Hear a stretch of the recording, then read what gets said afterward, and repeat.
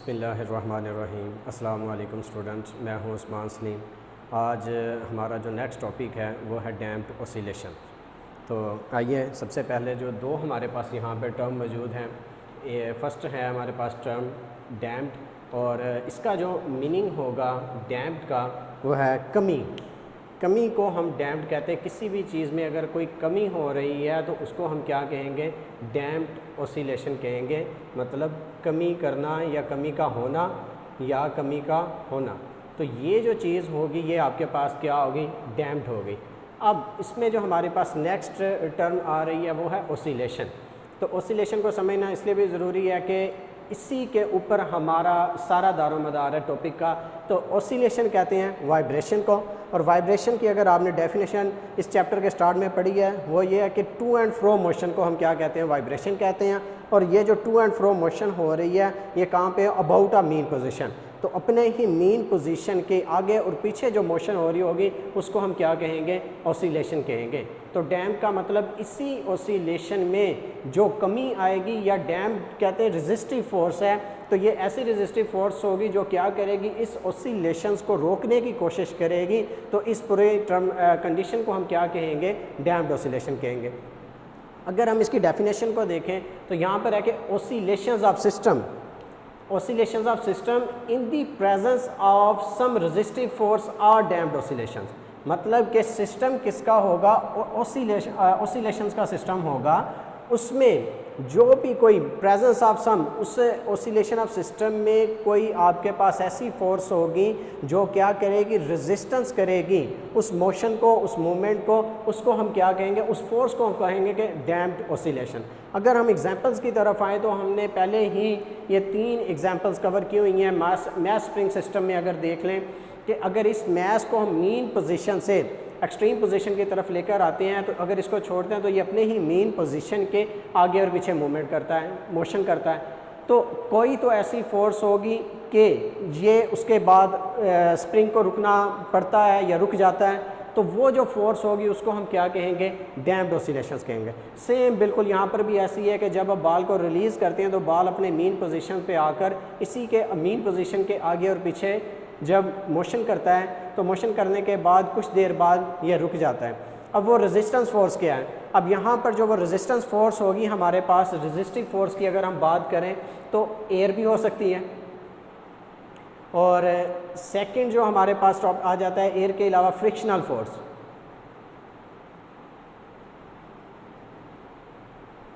तो दो तरह की हमारे पास यहाँ पे रेजिस्टिव फोर्स आ सकती हैं, या तो वो एयर होगी या फिर फ्रिक्शनल फोर्स।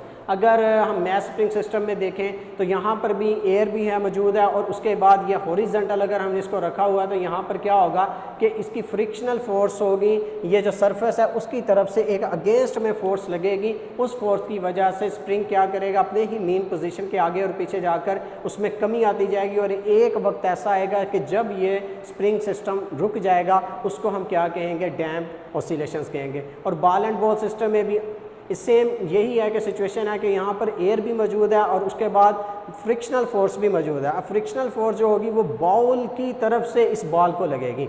अब उसकी वजह से जैसे ही बॉल को छोड़ेंगे, अब एयर भी बॉल के ऊपर रेजिस्ट कर रही है, उसको रोकने की कोशिश कर रही है, और जो बॉल है वो फ्रिक्शनल फोर्स इस पर अप्लाई कर रहा है बॉल पर, इसको रोकने की कोशिश कर रहा है। तो जब तक इसके ऊपर रेजिस्टिव फोर्स लगती रहेगी और एक वक्त आएगा कि ये जो बॉल एंड बॉल सिस्टम है इसमें बॉल रुक जाएगी, तो उसको हम क्या कहेंगे? डैम्प्ड ऑसिलेशन कहेंगे। और यहाँ पर भी सिंपल पेंडुलम में भी एयर मौजूद है। एयर की वजह से क्या होगा कि ऐसी ये बॉडी जिसमें मतलब कि मोशन हो रही है और उसमें रेजिस्टिव फोर्स जो एयर इसके ऊपर अप्लाई करेगी और इसको रोकने की कोशिश करेगी, उसको हम क्या कहेंगे? डैम्प्ड ऑसिलेशन कहेंगे। तो ये थी डेफिनेशन डैम्प्ड ऑसिलेशंस की। अगर आप इस टॉपिक को रीड आउट करें तो मैंने यहाँ पे कुछ पॉइंट्स लिखे हैं। इन पॉइंट्स की मदद से क्या होगा कि इस टॉपिक को आसानी के साथ कवर कर सकते हैं। तो फर्स्ट में तो ये डेफिनेशन थी। अब सेकंड जो पॉइंट है हम इसमें आइडियल सिस्टम को डिस्कस करेंगे, उसके बाद रियल और या फिर डेली जो रूटीन हमारी होती है उसके मुताबिक हम इसको देखेंगे। फिर इसकी ग्राफिकल रिप्रेजेंटेशन जो होगी डैम्प्ड ऑसिलेशंस की उसके बारे में जिक्र किया जाएगा, डिस्कस किया जाएगा। और आखिर में जो आपकी रियल एग्जांपल है शॉक अब्जॉर्बर, तो ये कुछ पॉइंट्स, अगर इन पॉइंट्स के मुताबिक आप टॉपिक को कवर करें तो आपका टॉपिक बहुत ही आसानी के साथ कवर हो सकता है। अब आते हैं इसमें जो सेकंड हमारे पास जो पॉइंट है वो है आइडियल सिस्टम। कि आइडियल सिस्टम क्या है, आइडियल सिस्टम किसको कहते हैं। तो आइडियल सिस्टम में सबसे पहले तो ये जानना ज़रूरी है कि आइडियल सिस्टम ऐसा सिस्टम होता है जो 100% परफेक्ट जो काम करे, उसको हम आइडियल सिस्टम कहते हैं। तो यहाँ पर कोई भी ऐसा काम नहीं है कि जो 100% होता है, उसमें कोई ना कोई कमी रह जाती है। तो हम एक रियल सिस्टम की बात कर रहे हैं। तो इसमें क्या होगा, इसमें आपके पास आइडियल सिस्टम में अब्सेंस होगी, absence of air and frictional force.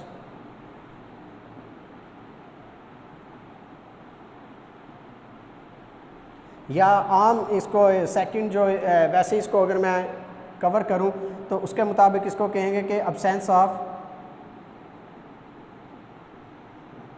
Resistive force.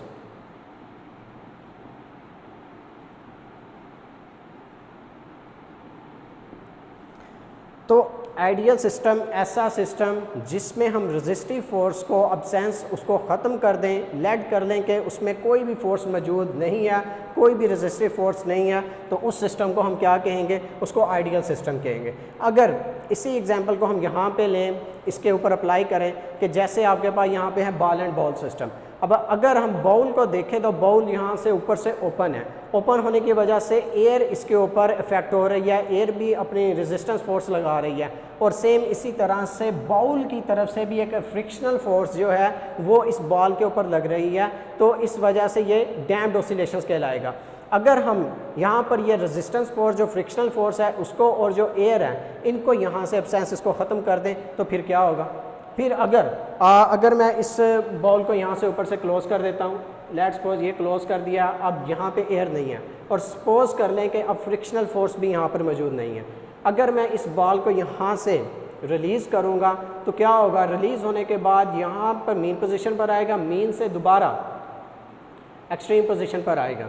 अब ये क्या होगा कि इसी तरह ये इसी में ही घूमता रहेगा, टू एंड फ्रो मोशन होती रहेगी और ये कभी भी ये मोशन ख़त्म नहीं होगी। क्यों नहीं होगी, क्योंकि इसमें आपके पास रेजिस्टेंस फोर्स यहाँ पे मौजूद नहीं है। तो इसको हम आइडियल सिस्टम कहते हैं। तो ये आइडियल सिस्टम का होना आज के दौर में तो बड़ा मुश्किल है। आपने देखा होगा कि अगर इसकी एग्जांपल आइडियल सिस्टम की ली जाए तो एक क्लॉक के अंदर आप पेंडुलम को देखते हैं, वो पेंडुलम भी आगे और पीछे बिल्कुल इसी तरह मूवमेंट करता रहता है 24 आवर्स। तो उसकी क्या वजह, अगर उसके पीछे जो सेल मौजूद हैं अगर सेल को निकाल लिया जाए तो उसमें क्या होगा कि उसकी जो रेजिस्टेंस फोर्स होगी वो आ जाएगी, उसकी अब्सेंस ख़त्म हो जाएगी, उस वजह से वो जो क्लॉक है वो रुक जाएगा। अब उसमें भी यही है कि आपकी जो रेजिस्टेंस फोर्स है उसको अब्सेंस किया हुआ और उस वजह से वो बिल्कुल क्लॉक आपका टू एंड फ्रो मोशन में घूम रहा है। इसलिए ये है आइडियल सिस्टम। अगर हम आइडियल सिस्टम से बाहर आएँ और देखें रियलिस्टिक में कि डेली रूटीन में हमारे पास क्या होता है, तो डेली रूटीन का क्या है कि आपने कोई भी बर्तन लिया, कोई भी चीज़ ली, उसके अंदर अगर आपने कोई मोशन करवाई, ऑसिलेशन मोशन करवाई, तो उसमें आपके पास क्या होगा कि वो थोड़ी देर बाद अपने ही मेन पोजीशन के इर्द टू एंड फ्रो मोशन करते हुए एट द एंड वो चीज़ जो होगी वो रुक जाएगी। आपके सामने ये एग्जांपल मौजूद है, जैसा सिंपल पेंडुलम है, अगर मैं इसको एक्सट्रीम पोजीशन की तरफ लेकर जाऊं तो क्या होगा, यहाँ से मैं छोड़ दूँगा, छोड़ने के बाद ये अपने ही मेन पोजीशन के आगे और पीछे मोशन करेगा। तो एक जो रेजिस्टेंस फोर्स होगी वो इस पर अप्लाई होगी, रेजिस्टेंस फोर्स अप्लाई होने की वजह से एट द एंड ये सिंपल पेंडुलम अपने ही मेन पोजीशन पर आके रुक जाएगा। इसको रियल लाइफ में डेली रूटीन में हमारे पास अगर एक और एग्जांपल को हम देखें तो वो आपने वो कश्ती वाला जो स्विंग जिसको हम कहते हैं झूला है वो आपने लिया होगा। उसमें भी क्या होता है कि उस झूले को टू एंड फ्रो मोशन उसमें हो रही होती है, लेकिन जैसे ही उसके ऊपर एक रेजिस्टेंस फोर्स अप्लाई की जाती है, एक टायर होता है उसको अप्लाई करते हैं, तो टायर की वजह से वो रेजिस्टेंस फोर्स जब उस झूले को मिलती है तो उस झूले को रेजिस्टेंस फोर्स मिलने की वजह से एट द एंड वो टू एंड फ्रो मोशन करता है, उसमें कमी आती है और कमी आने की वजह से वो अपने ही मेन पोजीशन पर जब रुकता है तो उसको हम क्या कहते हैं, डैम्प्ड ऑसिलेशंस कहते हैं। तो ये था हमारा रियल और डेली रूटीन में। अगर हम डैम्प्ड ऑसिलेशन की ग्राफिकल रिप्रेजेंटेशन बनाएं कि ग्राफिकली अगर इसको हम अप्लाई करें तो वो किस तरह से होगा, आप ऐसे समझ लें कि ये जो आपके पास है ये आपके पास है डिस्प्लेसमेंट। अगर मोशन देखी जाए तो हमारे पास जो ऑसिलेशन की मोशन है वो राइट साइड और लेफ़्ट साइड दोनों पे मूव कर रही होती है। तो यहाँ पर एक हमारे पास प्लस होगा और दूसरा नेगेटिव, पॉजिटिव और नेगेटिव। अब जब वेव को हम यहाँ पे बनाएंगे, यहाँ से मोशन स्टार्ट हुई, ये ऊपर गई, नेगेटिव गई, अब क्या होगा नेक्स्ट टाइम में कम होती होती होती दोबारा से कम होगी, फिर से कम होगी, तो एट द एंड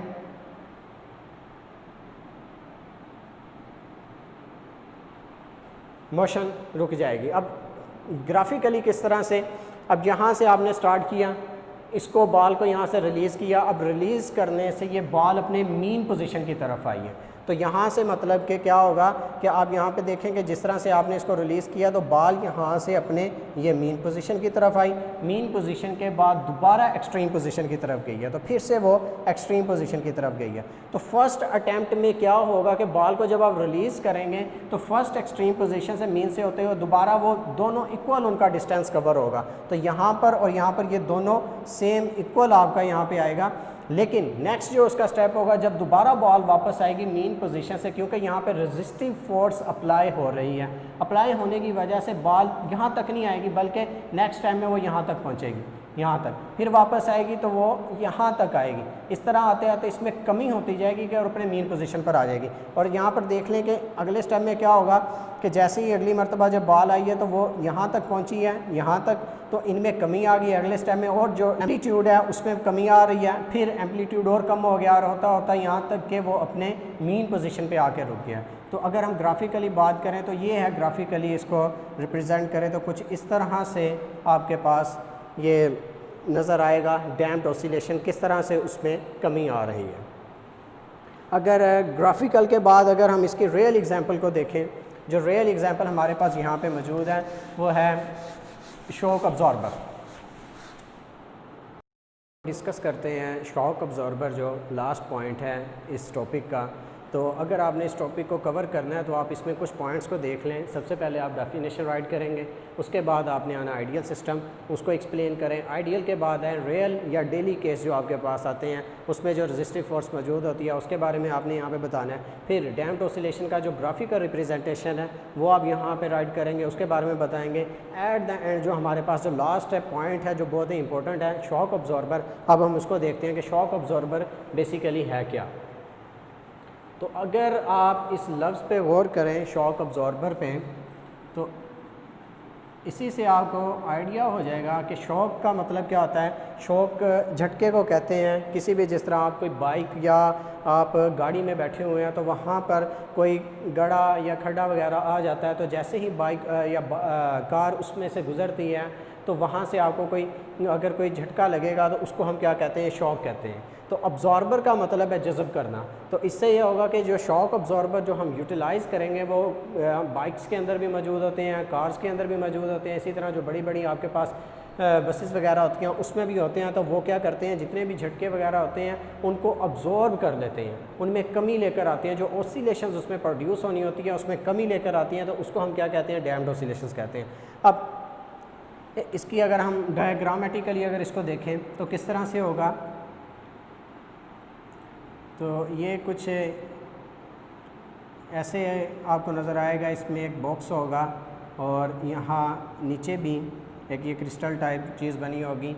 ये जो चीज़ होगी क्रिस्टल, ये क्या होगी, ये कार फ्रेम के साथ अपर एंड पर जो होगी, ऊपर वाले जो एंड पर है ये कार फ्रेम के साथ अटैच होगी, और ये जो है ये कार का जो एक्सल है उसके साथ नीचे लोअर एंड पर वहाँ पे अटैच्ड होगी। अगर आप बाइक को देखें तो बाइक के जो अगला पिया होता है उसके साथ भी एक स्प्रिंग लगा होता है, वो शॉक अब्जॉर्बर होता है। और इसी तरह जो पिछले पिए पे भी दो होते हैं, लेफ़्ट साइड पर और राइट साइड पर, वो शॉक अब्जॉर्बर होते हैं। अगर वहाँ पर ये शॉक अब्जॉर्बर ना हो तो आप का जो बाइक है उसका तो बुरा हाल हो जाए, वो तो बहुत ही झटके खाए। अगर थोड़े थोड़े जिस तरह की हमारे यहाँ पर रोड्स हैं, और ये इसके अंदर इसको हम क्या कहेंगे, पिस्टन कहेंगे।